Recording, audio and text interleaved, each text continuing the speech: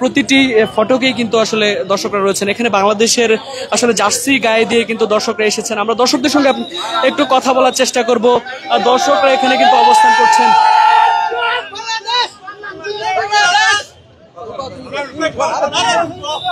পাকিস্তানের বিপক্ষে প্রথম ম্যাচ বাংলাদেশ জিতবে কিনা?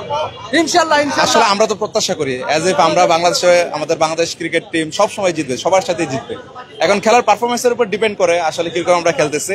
অ্যাজ ইফ পাকিস্তানও খুব একটা খারাপ দল না, তবে বাংলাদেশ কিন্তু এখন এশিয়ার ভিতরে আমরা বলা চলো অনেক বেশি শক্তিশালী দল। দেখা যাক বাকিটা খেলার পারফরমেন্সে বলা যাবে। দীর্ঘদিন বাংলাদেশ ক্রিকেট ফ্লপে রয়েছে। সবচেয়ে শ্রীলঙ্কার বিপক্ষে আমরা টেস্ট সিরিজ হেরেছি, ওয়ানডে সিরিজ হেরেছি, সবচেয়ে টি-20তে আমরা একটা ভালো সিরিজ জয় পেয়েছি। এবার পাকিস্তানের বিপক্ষে আমরা আবারও টি-20 ফেস করতে যাচ্ছি। এই টি-20 সিরিজ কি বাংলাদেশ আসলে কিভাবে জিতবে বা পাকিস্তানকে কয় ব্যবধানে সিরিজ জিততে পারে বাংলাদেশ?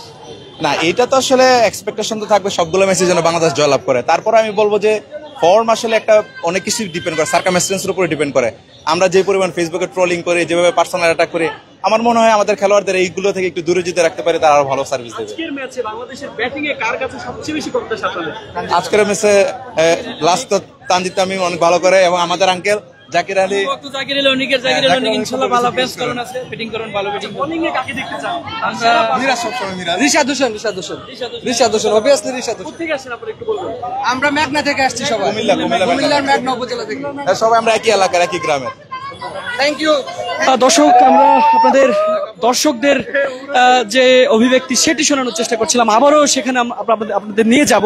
তবে এর আগে আপনাদের জানিয়ে রাখি যে 3 ম্যাচ টি-20 সিরিজের প্রথম টি-20তে আজকে পাকিস্তানের বিপক্ষে মুখোমুখি হবে স্বাগতিক বাংলাদেশ, এবং সেই ম্যাচকে সামনে রেখে কিন্তু আসলে দর্শকদের এই যে উন্মাদনা সেটি আপনাদের দেখানোর চেষ্টা করছি। যে স্টেডিয়ামের বাইরেও কিন্তু আসলে আমরা যেমনটি দেখেছি যে এখানে আসলে বাংলাদেশ দলের জার্সি গায়ে দিয়ে বাংলাদেশ দলের জাতীয় পতাকা হাতে নিয়ে কিন্তু দর্শক যারা রয়েছেন তারা কিন্তু আসলে উৎফুল্ল রয়েছেন, এবং এই ম্যাচকে ঘিরে আসলে দর্শকদেরও প্রত্যাশা ব্যাপক। দর্শকরা প্রত্যাশা করেন যে পাকিস্তানের বিপক্ষে বাংলাদেশ ভালো করবে, এবং এই সিরিজও সবচেয়ে শ্রীলঙ্কার বিপক্ষে যেভাবে বাংলাদেশ জিতেছিল এই সিরিজও আসলে ঠিক সেভাবেই বাংলাদেশ জিতবে, এমনটি আসলে প্রত্যাশা দর্শকদের।